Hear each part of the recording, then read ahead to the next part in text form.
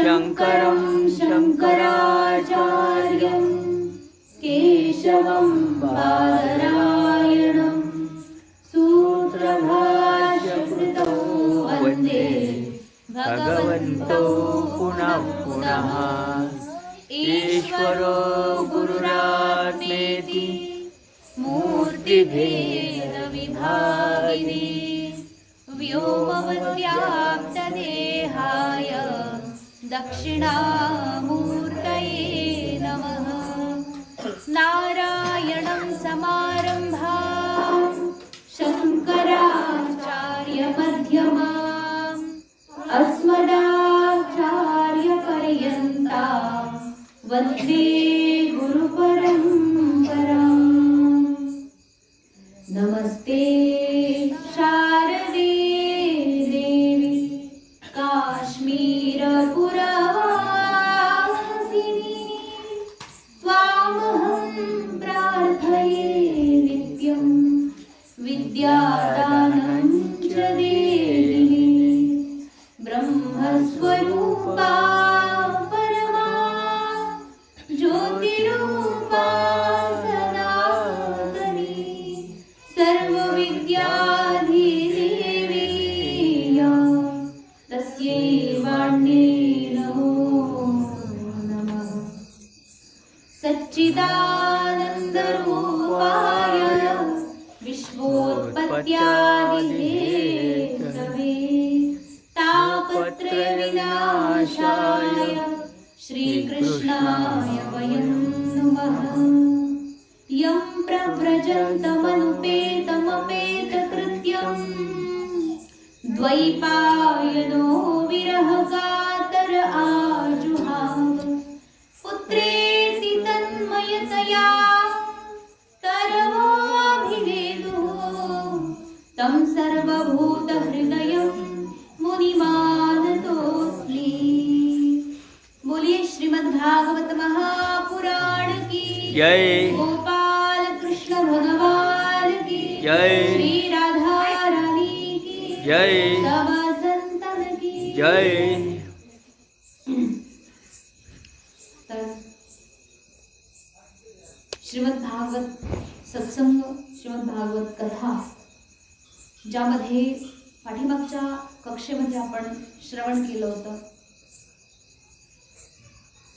कर्दम ऋषींची ज्या पुत्री होत्या त्यांच्याविषयीचं वर्णन झालेलं आहे।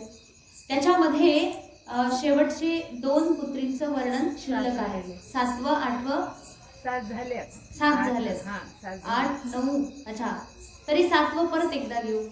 7वी जी पुत्री होती अरुंधती, जिचा विवाह झाला कर्दम ऋषींची पुत्री अरुंधती, जिचा विवाह वसिष्ठ ऋषींच्या सोबत झाला आणि वसिष्ठ ऋषींच्या घरी अरुंधतीच्या उदरामधून त्या ठिकाणी 7 ब्रह्मर्षी उत्पन्न झाले। त्यामध्ये चित्रकेतू हे सर्वात मोठे होते, तर चित्रकेतू आदी म्हटलं आणि त्यांची नावही पुढे दिलेली आहेत। तर चित्रकेतू, त्यानंतर सुरोची, विरजा, मित्र, उल्बण, सुद्युम्न, वसुभृद्यान, सुद्युम्न पण काही ठिकाणी म्हटले पण वसुभृद्यान इथे उल्लेख आहे। त्यानंतर द्युमान, सुद्युम्न आणि द्युमान म्हटलं जातं। त्यामध्ये हे यामध्ये वसुभृद्यान हे इथे चालेल, कारण सुद्युम्न जे आहे ना एक आणखी वेगळी कथा येते। जे मनु महाराजांचे पुत्र, जी इला झाली होती, पुत्री झाली, त्यानंतर परत त्याला मुलगा केला, परत मुलगी झाली, म्हणजे ती कथा एक फार विशेष आहे, तिचं आपल्याला पुढे वर्णन ऐकायला मिळणार आहे।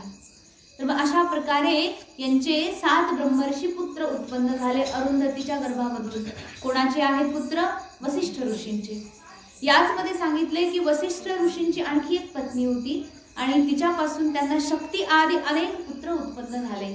शक्ती म्हणजे जसं आपण म्हणतो नारायणं पद्मभवं वसिष्ठं शक्तिं च तत्पुत्रं पराशरं च व्यासं शुकं गौडपदं महान्तं गोविंद योगींद्र मथास्य शिष्यं श्री शंकराचार्य मथास्य।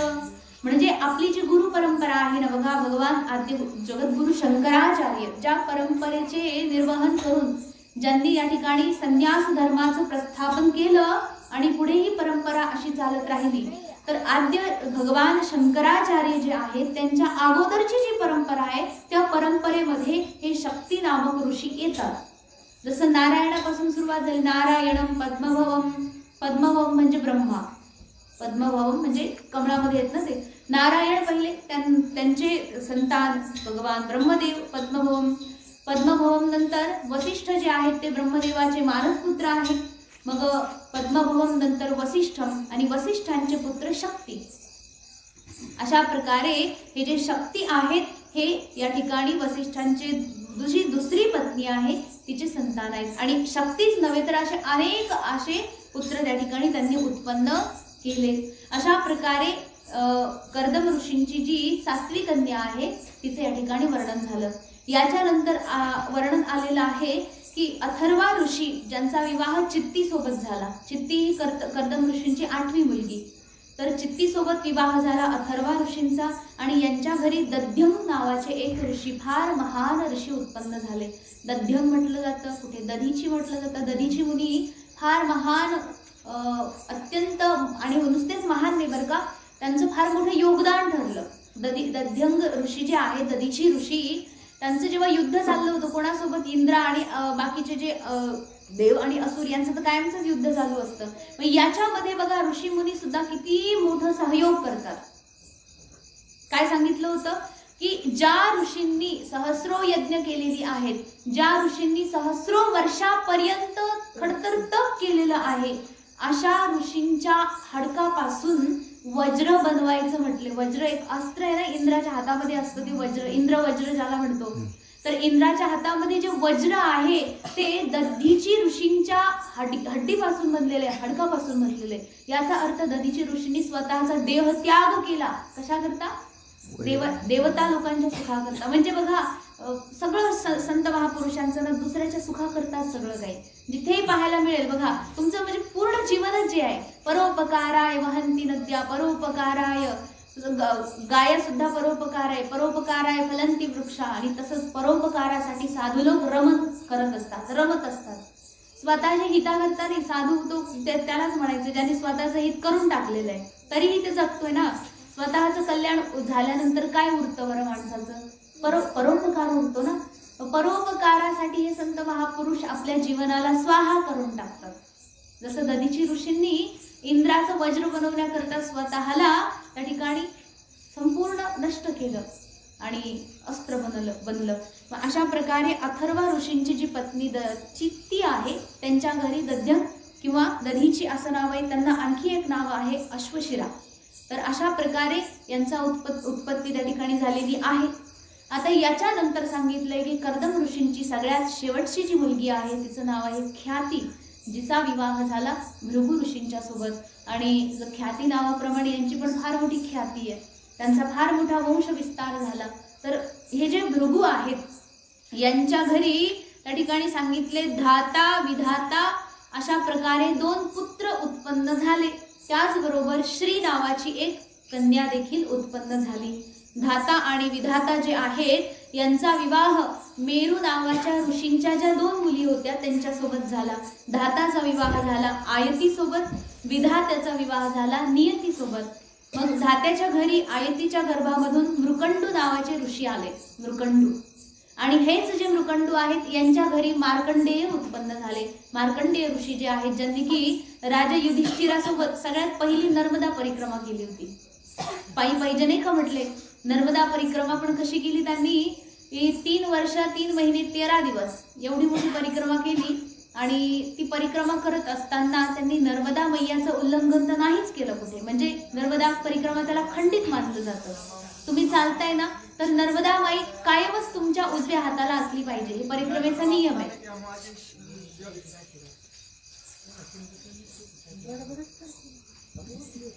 असू द्या, ते मूल्य पण माहीत राहिलं पाहिजे ना सत्संगाचं. सत्संगामध्ये त्यांना मूल्य नाही, तुम्हाला मूल्य, पण तुम्हाला संकट येतं ना. मग संकट आल्याशिवाय सत्संग पण कसा पचेल? येऊ द्या.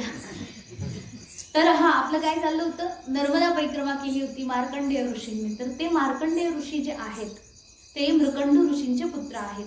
आणि ज्यांनी नर्मदा परिक्रमा केली तर कशी केली? जसं नर्मदा परिक्रमेचा नियम आहे की मैयाला उल्लंघन करायचं नाही. नर्मदा मैया कायम आपल्या उजव्या हाताला असली पाहिजे. म्हणजे आपण जशी प्रदक्षिणा घालतो ना, उजव्या हाताने प्रदक्षिणा घालतो अशी, बरोबर आहे ना. कोणतंही काम असंच असतं गोल राऊंड मध्ये. तर तसंच नर्मदेची परिक्रमा होते. त्याच मध्ये यांनी नर्मदेला मिळालेल्या जेवढ्या नद्या आहेत त्या नद्यांचं सुद्धा उल्लंघन केलं नाही. बघा, अनेक नद्या मिळालेल्या आहेत. मग त्या नद्या जिथून उद्गम झाला ना तिथं गेले ते, तिथून परत माघारी येऊन परत चालायला लागले. परत एखादी नदी भेटली की तिच्या उद्गमापर्यंत गेले, परत माघारी आले. म्हणजे केवढी मोठी. आणि खरं तर हा नियम आहे नर्मदा परिक्रमेचा. पण आता ह्या नियमाच्या अंतर्गत नर्मदा परिक्रमा कुणी एकही करत नाही. पण चला, तरी होती जशी व्हायची तशी. आणि बसची नर्मदा परिक्रमा तर कोणत्या शास्त्रात नाहीये. पण चला, आता ज्यांना शक्य नाहीये पण फार आतून इच्छा आहे, फार भयंकर इच्छा आहे, नर्मदा माईला पाहायचंय, नर्मदा माईची परिक्रमा करायची, तर अशी पण आता सध्या कलियुगामध्ये मान्य आहे. मग अशा प्रकारे हे मार्कंडेय ऋषी. आणि बघा कसं असतं ना, आपली जिथे आवड आहे ना तिथे आपोआपच भटकून जातं. तसं नर्मदा परिक्रमा आणि याचा काही संबंधच नव्हता. पण आवडीचा विषय निघाला ना, तिकडे गेलं लगेच मन, लगेच नर्मदा मैया, नर्मदा परिक्रमा आणि ते सगळं आठवलं. असं फार आनंद असतो. म्हणून ते आनंदाचा क्षण आहे ना तुमच्यासोबत थोडासा काय म्हणतात वाटावा वाटला, पण छान आहे, खूप आनंद आहे. अशा प्रकारे मार्कंडेय ऋषी मृकंड ऋषींच्या घरी आले. याचबरोबर या ठिकाणी सांगितले की भृगूंची जे दुसरा पुत्र होता विधाता यांचा विवाह झाला नियती सोबत. आणि नियतीपासून त्यांना प्राण नावाचा पुत्र उत्पन्न झाला. आणि या प्राण नावाच्या पुत्रापासूनच वेदशिरा नावाचे आणखी एक ऋषी उत्पन्न झाले. अशा प्रकारे यांचं वर्णन झालं. त्यात भृगू जे आहेत यांची आणखी एक पत्नी होती आणि त्या पत्नीपासून त्यांना आणखी एक पुत्र झाला ज्यांचं नाव आहे कवी. मग कवी नावाचा जो पुत्र झाला त्यांच्यापासून त्यांना एक पुत्र उत्पन्न झाला, त्यांचं नाव आहे उशना. उशना म्हणजे जे दैत्य आहेत, दैत्यांचे गुरु शुक्राचार्य. जसे देवतांचे गुरु कोण? बृहस्पती. तसंच दैत्यांचे गुरु आहेत शुक्राचार्य. आणि शुक्राचार्यांचा जन्म यांच्या घरी जन्माला आलेले आहेत. म्हणजेच कवी नावाचे जे ऋषी आहेत त्यांच्या घरीच उशना म्हणजे शुक्राचार्य जन्माला आले. जसं आपण वाचतो ना, कवी नाम उशना कवी. दशमध्यायामध्ये भगवान गीतेमध्ये सांगतात की कवी नाम उशना कवी. तर उशना कवी कोण आहे? उशनस हे जे आहेत हे शुक्राचार्य आहेत, दैत्यांचे गुरु आहेत. आणि हे सुद्धा भृगूचे पुत्र आहेत बरं. अशा प्रकारे यांचा वंश विस्तार पुढे कसा होईल अजून पुढे आपल्याला खूप ऐकायला मिळेल. आता सध्या तरी भागवतामध्ये एवढंच आहे. याच्या पुढे सांगितलं की बघा, आता मनु महाराजांची जी पुत्री होती कोण? देवहूतींचा वर्णन झाले, आहुतीचं वर्णन झाले. आता राहिली कोण? प्रसूती. मग अशा प्रकारे आता प्रसूतीचं वर्णन करण्याकरता इथे सुरुवात केली. तर म्हणाले की प्रसूती जी होती अत्यंत सुंदरी होती, भगवत भक्तिपरायणा होती, स्वामीनिष्ठा होती, पतिव्रता होती. त्यांचा विवाह झाला प्रजापती दक्ष यांच्यासोबत. प्रजापती दक्ष हे जे आहेत ब्रह्माचे मानसपुत्र आहेत. आणि मग मानसपुत्र म्हणजे पुत्रचा मनापासून निर्माण झालेले आहेत. त्यांनी फक्त संकल्प केला की माझा पुत्र व्हावा. त्यांना काही उद्योग करायची गरज पडली नव्हती, फक्त मनामधून त्यांनी उत्पन्न केलं मानस. मग तुम्ही म्हणणार मग हे सगळं चराचर त्यांनी मनातूनच का नाही उत्पन्न केलं? याला सांगता रे बाबा तू तप कर, तू लग्न कर, तू विवाह करून प्रपंच कर, हे सगळं का सांगण्याची गरज पडली? असं जर सांगितलं नाही तर लीला कशी होईल भगवंताची? त्याच्याकरता हा सगळा मोठा पसारा आहे. तर परमात्म्याने तो मानस रूपातच हे सगळं ठेवलेलं आहे. आपली ही जी रचना होती ना, परमात्म्याचं मानसिक चिंतन आहे. फक्त देवाने मनामध्ये चिंतायचं आणि इकडे सगळं घडायचं, हे असंच चाललेलं आहे. तर मग अशा प्रकारे या ठिकाणी सांगितलं की जे दक्ष प्रजापती आहेत त्यांचा विवाह झाला प्रसूती सोबत. आणि प्रसूतीपासून त्यांना एकूण 16 मुली पहिल्यांदा उत्पन्न झाल्या. 16 मुलींचं वर्णन आता या ठिकाणी होत आहे. तर त्या 16 मुलींची काय काय नावं आहेत? तर त्या नावांचं वर्णन करत असताना सांगितलंय की श्रद्धा, मैत्री, दया, शांती, तुष्टी, पुष्टी, क्रिया. यानंतर पुढे उन्नती, बुद्धी, मेधा, तितिक्षा, ह्री, मूर्ती, स्वाहा आणि त्या ठिकाणी स्वधा आणि पुढे सांगितलं सती. अशा प्रकारे दक्षाच्या या 16 मुली झाल्या. मग यामधल्या ज्या 13 मुली होत्या, 16 पैकी 13 मुलींचा विवाह झाला धर्मासोबत. धर्म जो आहे, मग धर्माला दिल्या 13 मुली. मग कोणत्या कोणत्या दिल्या? तर त्यांचे जे नाव आहेत त्याचे वर्णन केलं. आणि धर्माला त्या ठिकाणी या 13 कन्यांपासून म्हणजे 13 पत्नीपासून 13 पुत्र उत्पन्न झाले. तर कोणापासून कोणता पुत्र झाला याचंही वर्णन आहे. तर सांगितले की श्रद्धा जी आहे तिच्यापासून शुभ नावाचा मुलगा उत्पन्न झाला. बघा बरं किती बरं साम्य ह्याच्यामध्ये. श्रद्धा असेल तर शुभ शुभ आहे, अश्रद्धा असेल तर अशुभ आहे. बघा मग एक खूप सुंदर म्हणजे हे बनवलंय त्यांनी, संसार सृष्टी विस्तार केलाय. तर जिथे त्याचं समानाधिकरण आहे, जिथे जे पाहिजे त्याला आणलेलं आहे. तर श्रद्धा नावाच्या पत्नीपासून शुभ उत्पन्न केला. बघा निष्ठापूर्वक श्रद्धापूर्वक तुम्ही जे काम करणार आहात. श्रद्धा म्हणजे काय? अंतःकरणामध्ये अपार प्रेम. आपण जे काही करतोय, जे काही कर्म करतोय, भगवान परमात्म्याची सेवा असू द्या, त्या सेवेमध्ये फार प्रेम असावं. तुम्ही तुमचं कर्तव्य कुठलं पालन करताय. जर तुम्ही घरी जेवण पण बनवतायत ना, घरी बघा जेवण पण बनवताय ना, त्या जेवणामध्ये सुद्धा प्रेम असलं पाहिजे. तर तुम्ही म्हणणार जेवणामध्ये प्रेमाची काय गरज आहे, ते तो बनवायचंय. म्हणजे आपण म्हणतो ना की हा आमचे मुलं खाणार आहेत म्हटल्यानंतर तितकं प्रेमाने जर तुम्ही बनवलं तर त्यांच्या तोंडामध्ये पोटामध्ये जाणारा जो घास आहे तो प्रेम घेऊन प्रगट होईल. कारण त्यांचं जे नेचर आहे, त्यांचं जे स्वतःचं जे वातावरण आहे, त्यांचा जो स्वभाव आहे तुम्ही बनवलेल्या अन्नापासून बनतो बरं का. तुम्ही असं म्हणू शकत नाही की हा मी संस्कार चांगले देऊ, आणि संस्कार जर तुम्ही चांगले देत असाल तर बाहेर जाऊनही ते बिघडू शकतात. परंतु जर तुम्ही अन्न चांगलं खाऊ घालताय ना त्यांना, बघा 50% फरक पडेल अन्नावरून. अन्नापासून मन बनतं. कारण अन्न हे एक आहे ज्यामधून हे अन्नमय शरीर आहे आपलं सगळं. या अन्नमय शरीरामधून आपलं मन सुद्धा बनते. अन्नाच्या सूक्ष्म कणापासून, सूक्ष्म तत्वापासून आपलं मन बनतंय. मग आपण जर सात्विक शुद्ध आहार केला आणि त्यामध्ये जर तुम्ही भगवत चिंतन केलं ना, तर मग मात्र तुम्ही सात्विक अन्नाचा प्रभाव जरूर पाहाल. एखादा व्यक्ती मांसाहारी आणि एखादा व्यक्ती अत्यंत शाकाहारी, कधी त्यांनी मांसाहार केलाच नाही, दोन्हीच्या प्रवृत्तीमध्ये तुम्ही फरक पाहाल. सांगायची गरज नाहीये की हा माणूस शाकाहार करतो की नाही. एक फार सुंदर श्लोक आहे की म्हणजे व्यक्तीकडे पाहून त्याचं सगळं काही कळतं. त्याने जर तोंड उघडलं तर त्याचं शील कळतं की तो कोणत्या वातावरणात वाढलेला आहे. तोंड उघडलं ना म्हणजे काय, तो बोलायला लागला की मग समजून जायचं की हा व्यक्ती कोणत्या घरामध्ये कोणत्या संस्कारात वाढलेला आहे. हा ती उद्धट भाषा बोलतोय, प्रामाणिक किती प्रेमळ मृदुल भाषा बोलतोय. एखादा व्यक्ती त्याच्या वेशभूषेवरून पाहिलं जातं की हा माणूस कोणत्या प्रांतातला आहे. जसं आता बाबा तुम्ही हे महाराष्ट्रातलेच आहे का बरं, कारण की तुमची वेशभूषा तशी आहे. तुमच्या चेहऱ्यावर ती महाराष्ट्राची जी जलवायू आहे तो तसं छापून असतो. तुम्ही बाहेर कसंही राहा बरं का, गेल्यानंतर ते लोक तुम्ही मराठी ना हो, म्हणजे ते वेशभूषा आपली तशी असते. तसंच म्हणतात ना की जर तुमचे संस्कार चांगले आहेत तर तुमचे आईवडील कसे आहेत ते ओळखलं जातं. तुमचे संस्कार, तुमच्याकडे काय गुण आहेत, तुमच्याकडे देणारा जो व्यक्ती आहे त्याचा परिचय तिथे होऊन जातो. म्हणजे समोरून जर एखादा आला आणि अत्यंत शीलवान आहे तर आपण काय म्हणू, वाह काय आई वडिलांनी संस्कार लावलेत. आणि एखादा बिघडलेला असेल तर काय म्हणतो, तुझ्या आईने तुला हेच शिकवलं का. आई वडिलावरच जातो ना, कारण की त्या वातावरणामध्ये तो पाळलेला असतो. जसं एखाद्या शिष्याला पाहून गुरुचा अंदाज येतो. मग विचारत नाही कुणी तुमचे गुरुजी कसे येतात, ते शिकलेत का. आता समजा कुठे खरंच प्रामाणिकपणे सांगायची गोष्ट आहे, तुम्ही असतात पण सोबत कुठे गेल्यानंतर ते हे नाही विचारत की तुम्ही ज्यांच्याकडून शिकलेत ते शिकलेले आहेत का, असा प्रश्नच येत नाही. उलटा हा विचारतात की तुम्ही कुठे शिकले.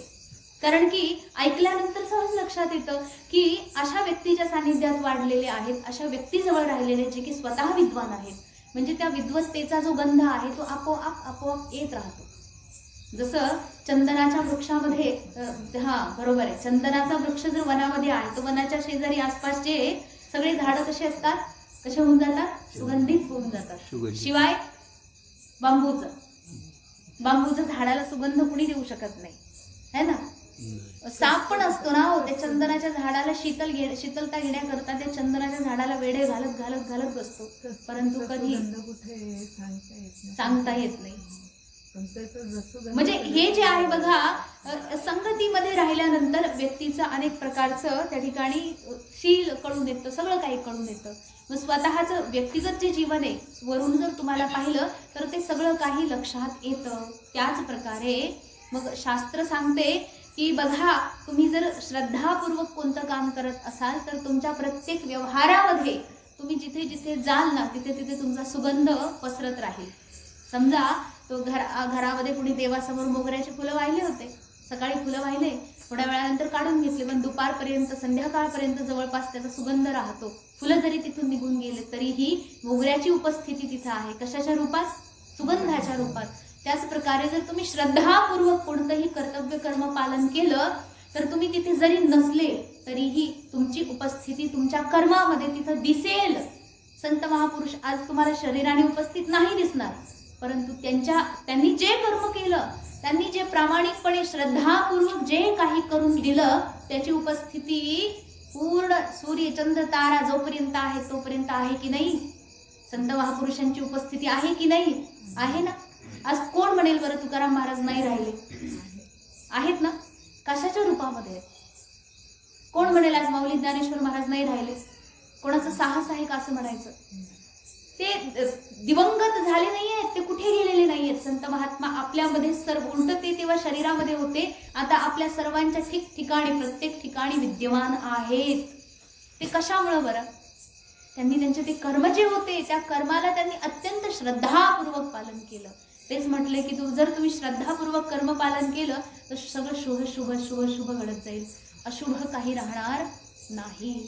त्यानंतर सांगितले धर्मांची दुसरी पत्नी मैत्री होती. त्या मैत्री नावाच्या पत्नीपासून त्यांना प्रसाद नावाचा पुत्र झाला. बघा, तुम्ही एखाद्यासोबत मैत्री केली तर चांगला प्रसाद भेटेल. मैत्री म्हणजे काय? तुम्ही असं नाही म्हणजे त्याचा उलटा अर्थ घेऊ नका.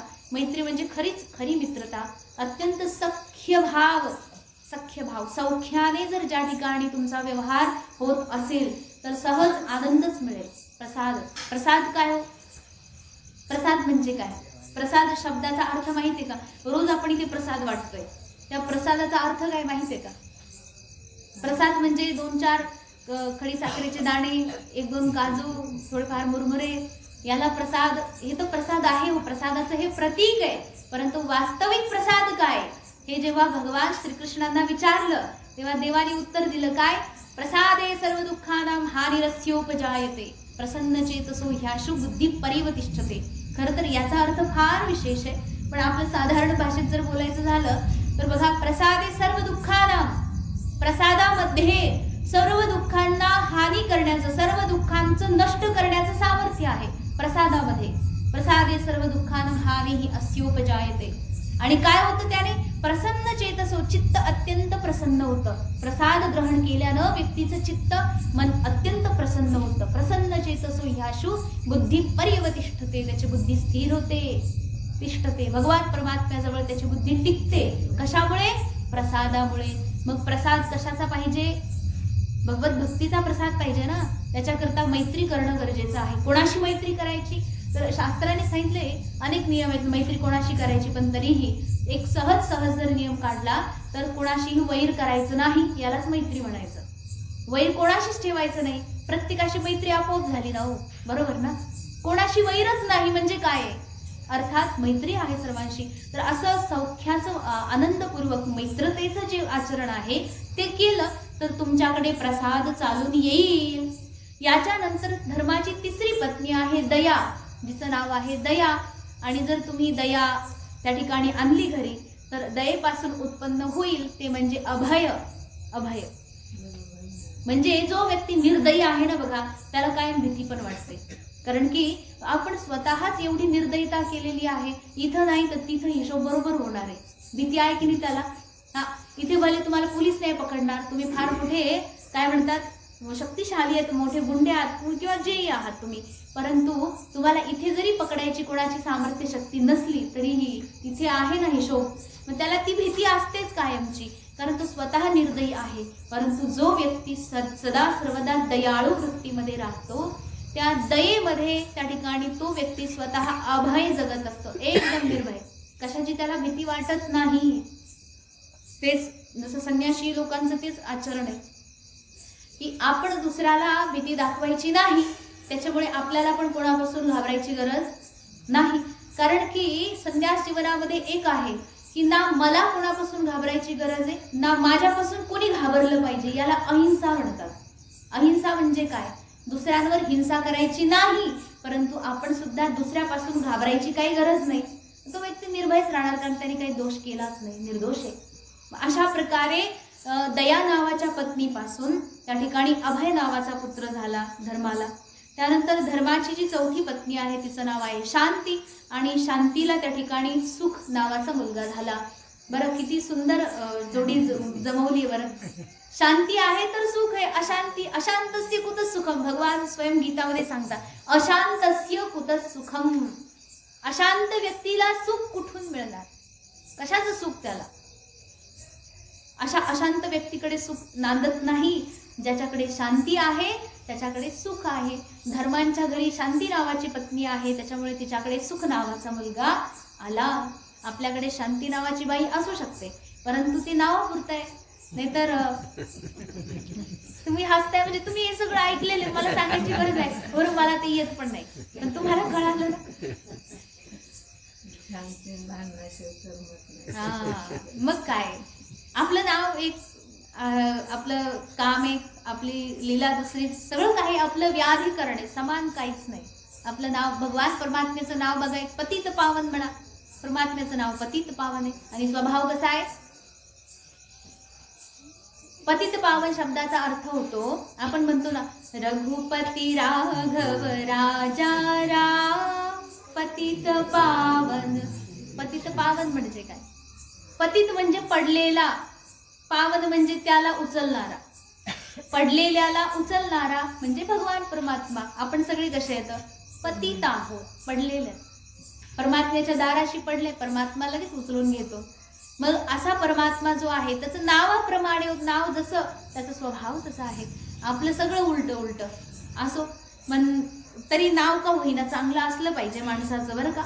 नाहीतर निदान हाक मारायला तरी बरं पडतं ना.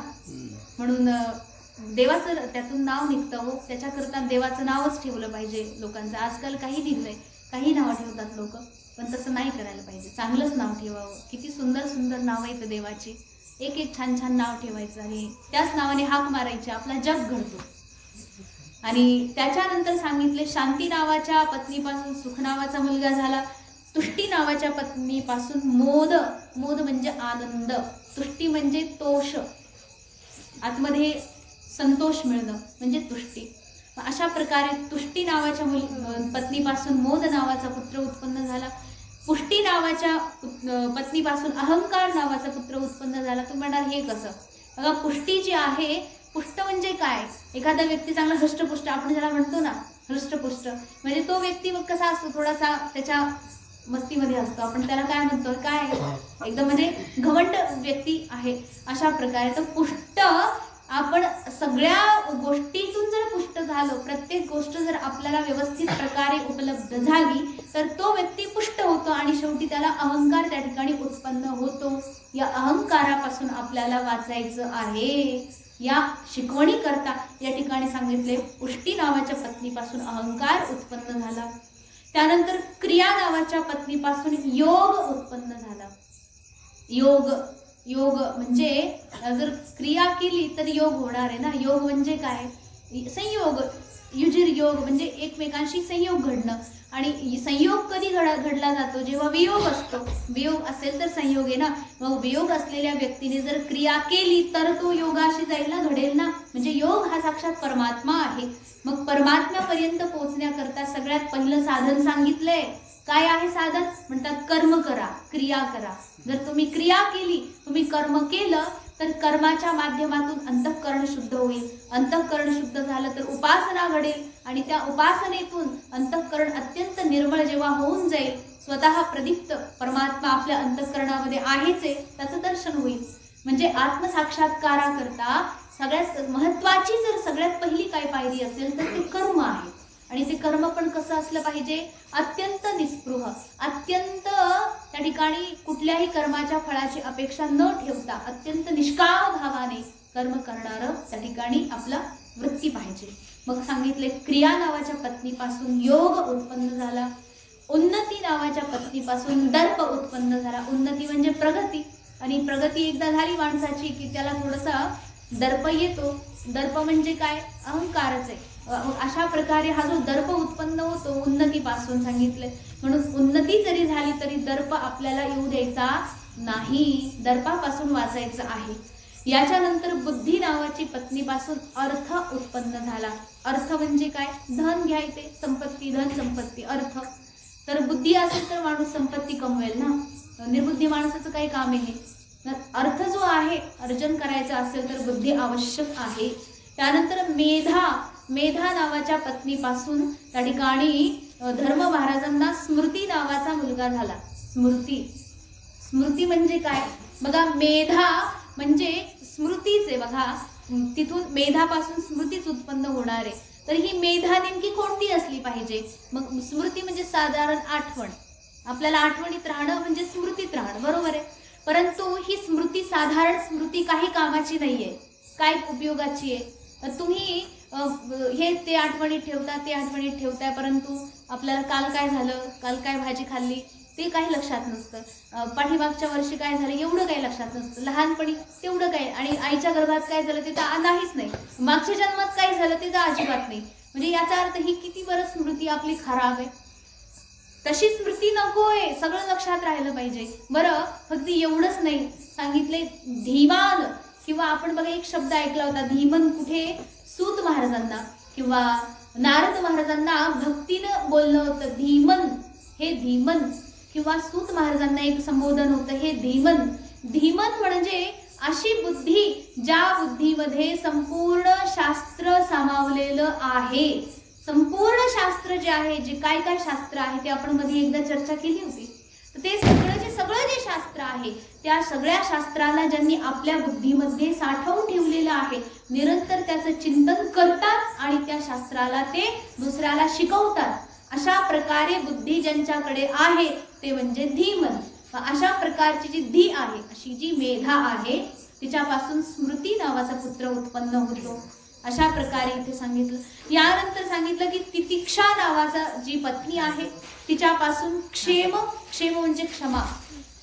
जर तुम्ही तितिक्षा करताय, तितिक्षा काय करायची म्हणजे सहन करायचं. तितिक्षा म्हणजे सहनशक्ती. तितिक्षा म्हणजे सहनशक्ती. पण सहनशक्तीमधून व्यक्तीच्या मनामध्ये दया नष्ट होऊन जाते, क्षमा नष्ट होऊन जाते. त्याला वाटतं रे काय मला सगळे मिळून त्रास देतात. म्हणजे सहन तर करतो परंतु त्याला अंतःकरणामधून फार त्रास वाटतोय, तर त्याला तितिक्षा म्हणायचं नाही. तितिक्षा जर खरोखर असेल तर तुमच्याकडे त्या ठिकाणी क्षेम म्हणजे क्षमादान देण्याची योग्यता बनून जाईल. कारण की व्यक्ती क्षमा करू तर शकत नाही. एखादं समजा समोरून एखाद्याने कानाखाली मारली, एखाद्याची दिली झापड म्हणून, बरोबर ना, झापड मारली, कशाला मारेल तो? तुम्ही बरोबर म्हणताय. पण समजा मारली, परंतु ज्याला मारली ना त्याला काय वाटतं बरं?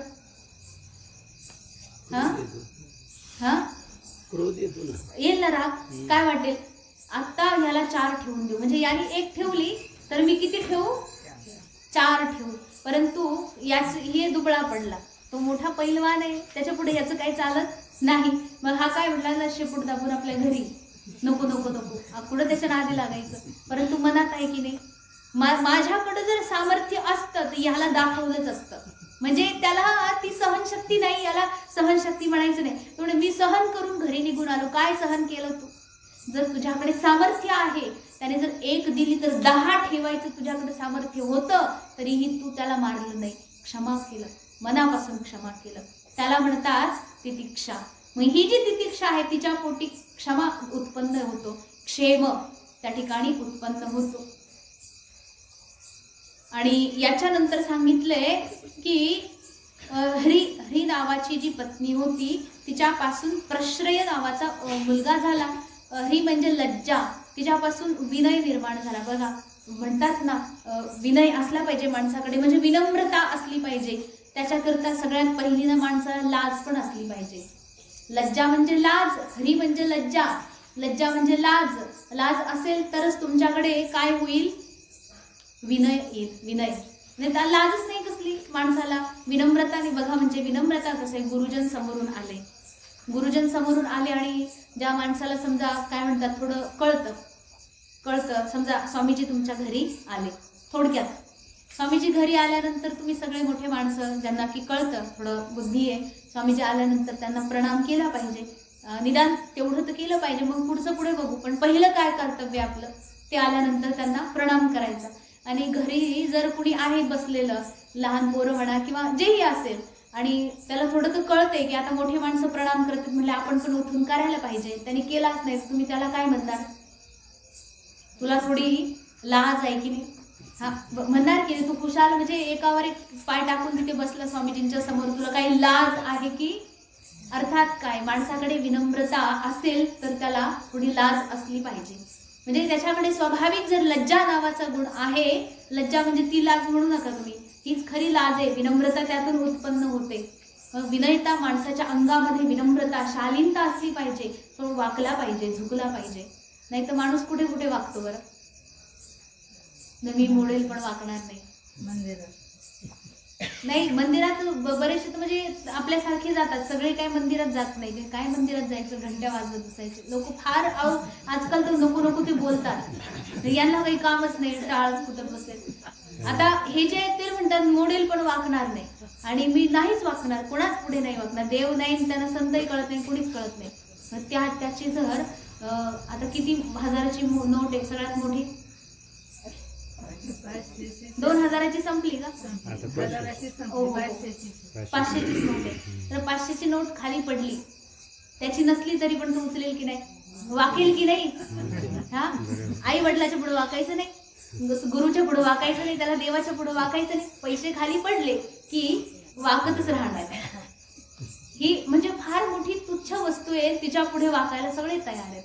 इतकी विचित्रपणा आहे. परंतु विनय असला पाहिजे माणसाकडे, लज्जा असली पाहिजे.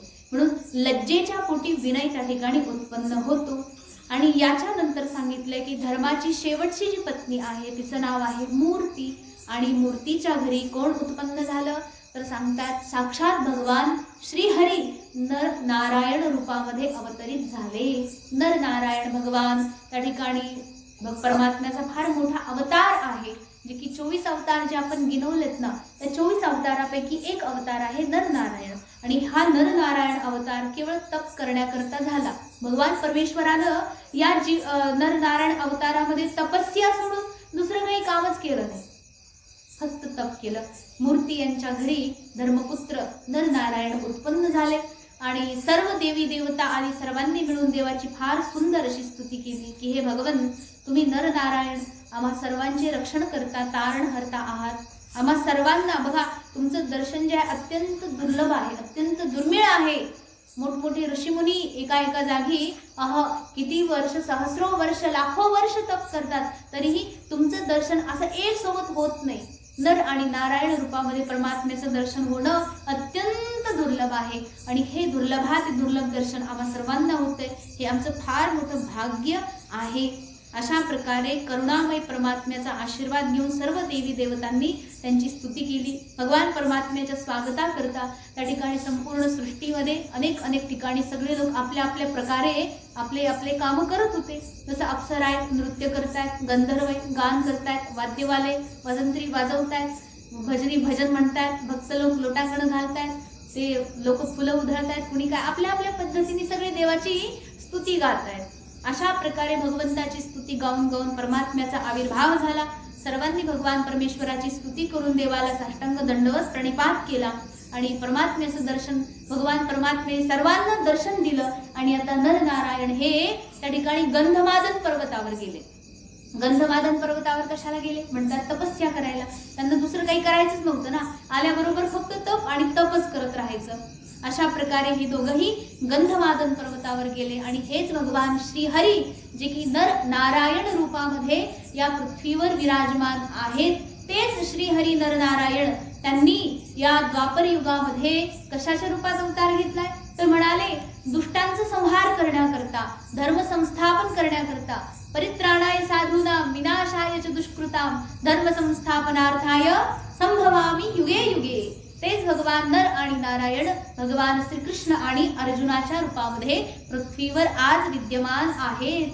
अशा प्रकारे मैत्रेय ऋषी त्या ठिकाणी विदुर महाराजांना सांगतात की महाराज, मग हेच जे आहेत भगवान श्रीकृष्ण यदुकुल भूषण भगवान श्रीकृष्ण आणि त्यांच्याच सारखे दिसणारा श्यामवर्ण कुरुकुल भूषण त्या ठिकाणी अर्जुनाचं नाव घेतलं आणि म्हणाले हे दोघंही कोण आहेत?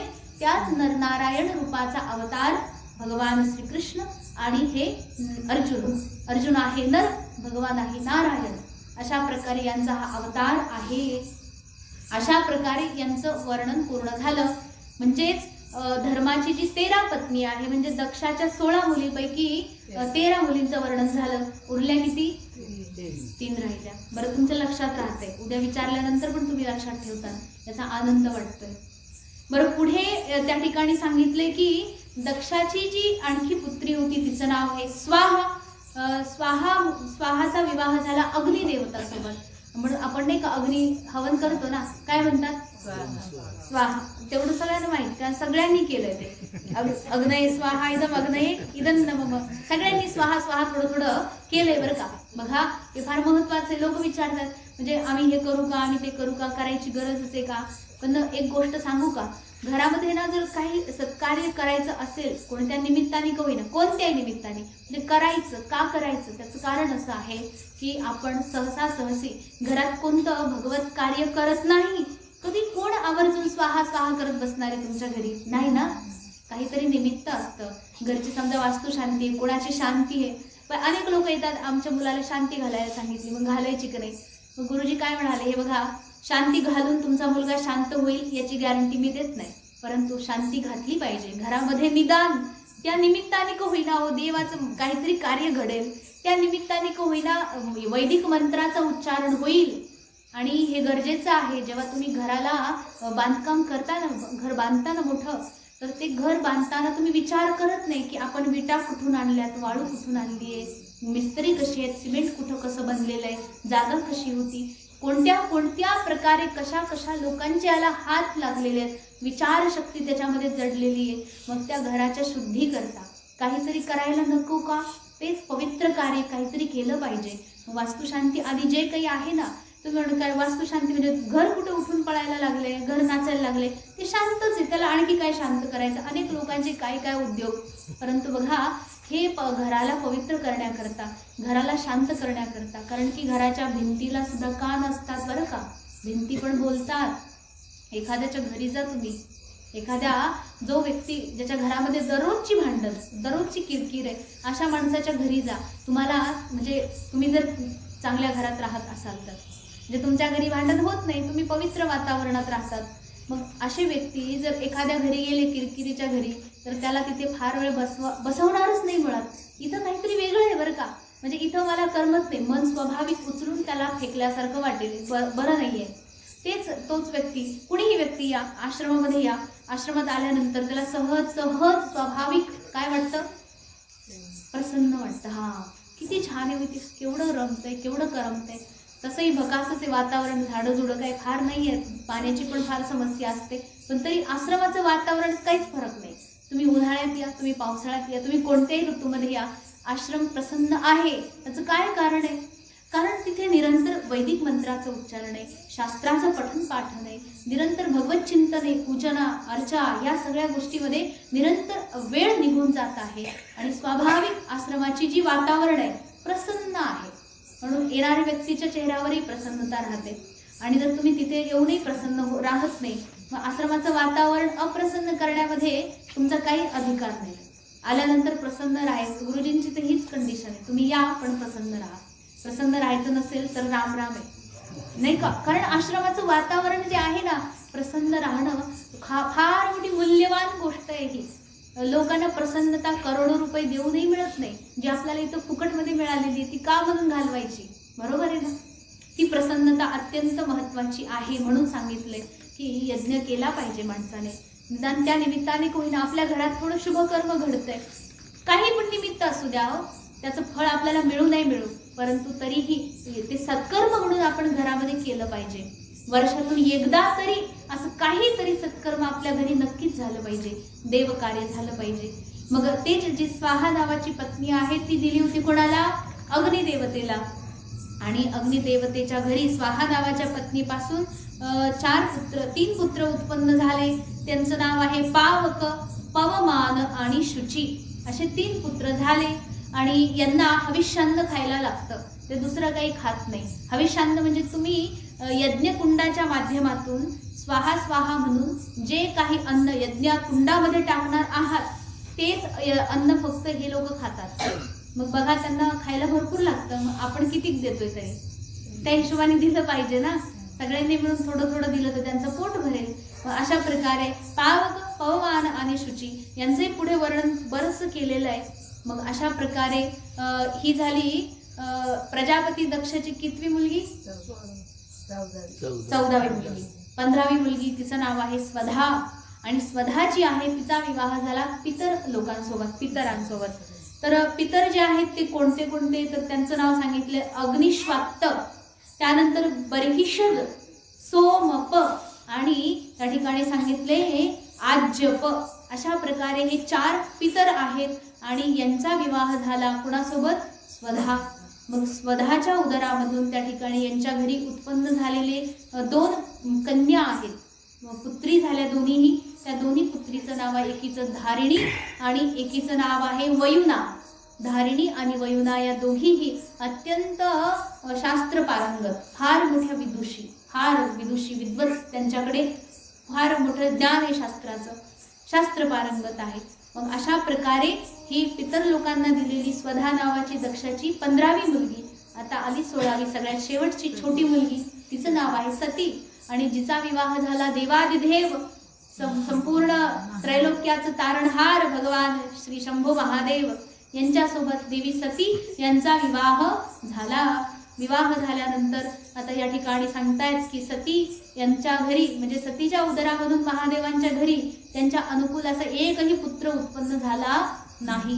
कारण की सती ज्या आहेत त्यांचं आणि त्या सतीच्या वडिलांचं म्हणजे दक्ष प्रजापती आणि भगवान महादेव यांचं थोडं मनोमालिन्य झालं, म्हणजे काहीतरी बिघडलं. आणि मग ते तसं झाल्यामुळे काय झालं, फार त्यांनी वर्णन केलंय शेवटी की ज्याच्यामध्ये दक्ष प्रजापतीने भगवान शंकराला तोंडात नको नको येईल ते सगळं बोललं, फार वाईट वाईट सगळं बोललं.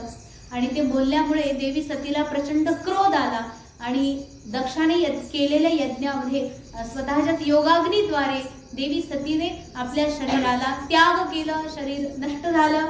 अशा प्रकारे शरीराचा त्याग केल्यामुळे अत्यंत युवावस्थेतच देवी सतीने आपले शरीर सोडलं. त्याच्यामुळे त्यांना काही पुत्र उत्पन्न झाले नाही, भगवान शंभू महादेवांना पुत्र झाले नाही. अशा प्रकारे या ठिकाणी प्रजापती दक्ष यांच्या 16 मुलींचं वर्णन पूर्ण केलं. अशा बरोबरच हा अध्याय 4थ्या स्कंदाचा पहिला अध्याय या ठिकाणी संपला. आणि आता दुसऱ्या अध्यायाच्या सुरुवातीला बघा, इथे प्रश्न पडला की नाही तुम्हाला? काय प्रश्न पडला? अध्यायाच्या शेवटी प्रसंग ऐकला ना, प्रजापती दक्ष आणि भगवान शंकर यांचं मनोमालिन्य का झालं, काय कारण होतं असं? भगवान शंकर तर हे कोणाच्या वैरी नाहीत, ते तू भोले बाबा, ते त्यांचं कोणाशी काय घेणं देणं हो, काय घेणं देणं? त्यांच्याकडे काही संपत्ती आहे का तुझं माझं म्हणायला? हा, काहीही नाही, तरी सुद्धा असं झालं. आणि बरं, प्रजापती दक्षाने तर मुलगी स्वतःची दिली नाही यांना, मग जावई म्हटल्यानंतर तर केवढं प्रेम पाहिजे होतं, मग ते कसं काय झालं? आणि देवी सतीने, जी सती की आपल्या पित्याची सगळ्यात छोटी मुलगी असल्यामुळे फार लाडकी, मग लाडकी मुलगी असल्यानंतर मग फार प्रेम पाहिजे बापाचं, मग अशा वेळेला असं कसं काय झालं? हे सतीनं देह त्याग का केला? अशा प्रकारे या ठिकाणी आता प्रश्न विचारणार आहेत कोण? विदुरजी महाराज मैत्रेय ऋषींना हा प्रश्न विचारणार आहेत. आणि हाच प्रश्न तुम्हालाही पडला असेल तर त्याचं उत्तर आपण उद्या ऐकू. फार सुंदर प्रसंग आहे उद्याचा, अत्यंत सुंदर, म्हणजे ऐकण्याजोगा आहे, फार विशेष.